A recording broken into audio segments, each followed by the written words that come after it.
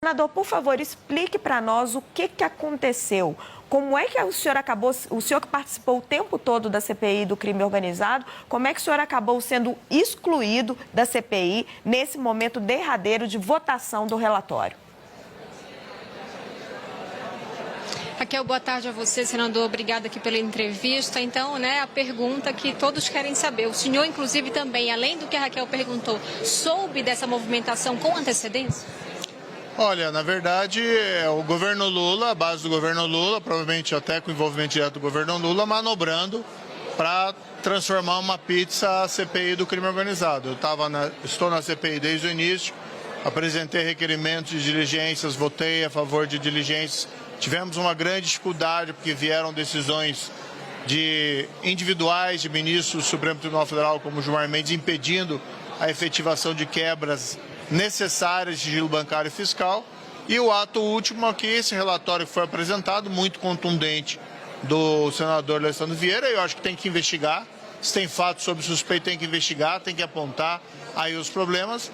E, no entanto, o governo manobrou para substituir membros da comissão para buscar enterrar o relatório. Provavelmente esses membros da comissão vão votar contra o relatório do senador Alessandro, o que denota, que é o perfil real do governo Lula. Não quer investigação e quer jogar tudo para debaixo do tapete. Agora, senador, a gente tem um direcionamento ali do relatório em relação a esses crimes de responsabilidade que podem ser tocados aqui dentro do Senado Federal. O senhor acredita que, diante deste relatório, mesmo que ele não seja aprovado, é possível tocar algum desses pedidos de crime de responsabilidade aqui dentro do Senado? Até porque isso vai exigir também um aval do presidente do Senado, Davi Alcolumbre? Olha, eu até tinha algumas ressalvas em relação ali ao relatório, queria discutir o relatório, apontar essas ressalvas, mas fui impedido por essa manobra do governo, que quer enterrar o relatório. No fundo, a gente vê hoje um país que tem gente acima da lei, a gente não consegue investigar, a gente não consegue apurar, e os órgãos que deveriam fazer isso não estão fazendo. É uma lástima para o nosso país, porque eu sempre tenho dito, olha, a lei está acima de todo mundo, seja do presidente, do senador, do deputado, mas também do ministro do Supremo Tribunal Federal. A CPI, com todas as dificuldades, estava fazendo alguma coisa e agora ela foi mais uma vez impedida de chegar ao seu resultado final. Esse é o país do Lula, o país de um presidente que protege o filho de investigações e quer proteger todos os seus aliados de qualquer espécie de apuração. Raquel. Senador, além do Planalto, a gente tem relatos de que teve o envolvimento do líder do governo, Jacques Wagner, mas também teve o aval do presidente do Senado, Davi Alcolumbre, o presidente do Senado, que também se recusou a prorrogar a CPI. O senhor tem relatos de que o presidente do Senado, Davi Alcolumbre, teria te dado o aval para afastar o senhor dessa votação final do relatório da CPI do crime organizado, o senhor e outros colegas? Não, quem fez essa movimentação foi o governo Lula e aí tiveram o movimento do líder do bloco, que no caso o senador Eduardo Braga. Foi esse o movimento que acabou sendo realizado. Os ofícios estão lá, inclusive assinados para fazer a substituição. Eu particularmente fui pego de surpresa. Então o líder em nenhum momento falou com o senhor antes sobre essa mudança? Não, eu fui surpreendido com a mudança ali no painel. Uma pena esse tipo de manobra nesse momento para proteger coisas erradas. Isso, a meu ver, que é o principal problema, porque a CPI só quer apurar os fatos. Se chegar à conclusão no final, não tem nenhuma responsabilidade, ok. Mas como é que vai trabalhar, por exemplo, um caso, transações do Banco Master com o tal do Fundo Arlim e com o resort do Taiaiá, por exemplo, que depois se revelou ser de propriedade do ministro Dias Toffoli. Essas coisas têm que ser apuradas.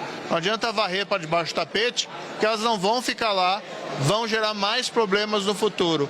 Apenas o que a gente defende é isso, esclarecer e apurar esses fatos. Infelizmente, o governo Lula agiu mais uma vez para impedir que o país saiba a verdade sobre esses fatos. Senador, Raquel. A nossa analista Basília Rodrigues tem uma pergunta para o senhor. Oi, senador, tudo bem? Obrigada pela entrevista aqui no Poder Expresso. Pois é, pelo que a gente percebe, esse relatório vai ser rejeitado, E acabou a CPI do crime organizado. O senhor, que ainda tem alguns anos de mandato pela frente, acredita que caberá uma CPI do crime organizado 2, uma nova tentativa, depois do ano eleitoral, para que os senhores investiguem, então, as relações de ministros do Supremo Tribunal Federal com pessoas, a exemplo do Master, que estejam investigadas também, ou, enfim, ainda na tecla crime organizado. Vamos ter uma CPI do crime organizado 2? Olha, existe a Polícia Federal, que está conduzindo investigações, está distribuído com o ministro André Mendonça, que tem feito um trabalho corajoso. Temos o Ministério Público Federal, tem o PGR. Esperamos também que essas instituições façam ali o seu trabalho. Tem que destacar que, de fato, por exemplo, o ministro André Mendonça tem feito ali um trabalho formidável. E a imprensa também tem apontado a todo momento vários desses indícios, desses problemas. O que não dá é a gente querer achar que as pessoas vão simplesmente esquecer esses fatos. A CPI era uma forma de se encontrar um caminho institucional que, infelizmente, foi coartado aí pela base do governo Lula, que não quer investigação. Raquel. Senador, o nosso analista Yander Porcela também quer fazer uma pergunta para o senhor. Senador, o senhor disse no começo da entrevista que tinha alguns apontamentos para fazer em relação ao relatório do senador Alessandro Vieira. Eu queria saber quais são esses apontamentos para a gente debater aqui com a nossa audiência. Um relatório complexo, mas eu tendo sido excluído ali da CPI, nem é o caso da gente falar nada. O movimento aqui mais vergonhoso do dia foi exatamente essa ação do governo que impediu o debate, um debate que é natural sobre um relatório, como foi lá da CPMI e do INSS, a gente tem pontos de convergência e tem pontos ali de divergência. Agora, tendo me tirado da CPI, o que eu vou denunciar é essa manobra do governo. Inclusive, eu vou voltar lá na CPI, vou falar ao final, não sou mais membro, mas vou denunciar essa manobra vergonhosa do governo Lula, que depois fica posando aí para o eleitorado, dizendo que ele é a favor da apuração, que ele não tem nada a ver com isso, mas quando você vai ver na real, foi a mesma coisa que eles fizeram com a CPMI do INSS. Quando chegou no filho dele, no Lulinha, com suspeita de ter recebido a mesada do careca do INSS, eles atuaram para que o relatório não fosse aprovado.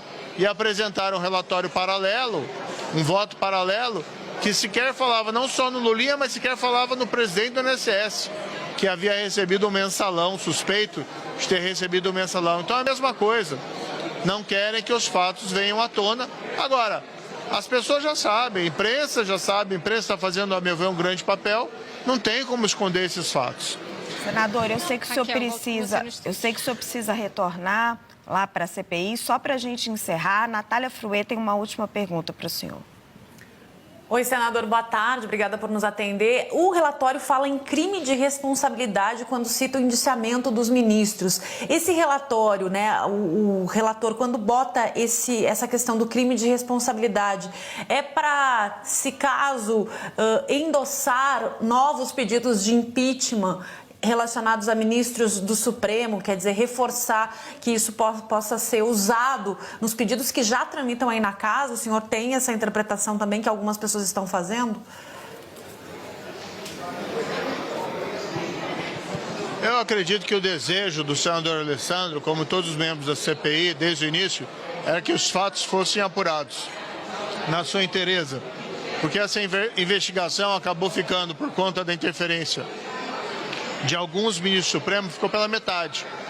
Então, quando a gente decretou, por exemplo, a quebra do sigilo bancário e fiscal do Fundo Arlim, veio uma liminar lá do ministro Gilmar impedindo. Quando foi decretado o do Maridit, da mesma forma, foi coartado.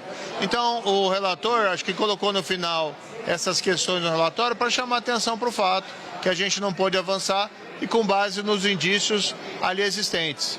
Seria importante, a meu ver, que o Ministério Público e a Polícia pegassem esse relatório e continuassem esse trabalho a partir de agora, já que a CPI, infelizmente, não pôde continuar o seu trabalho. É isso, a meu ver, a avaliação. Não creio que exista aí, né? Ninguém acorda de manhã, o pessoal acha isso, né? Ninguém acorda de manhã pensando com o desejo de gerar um conflito institucional, de gerar um conflito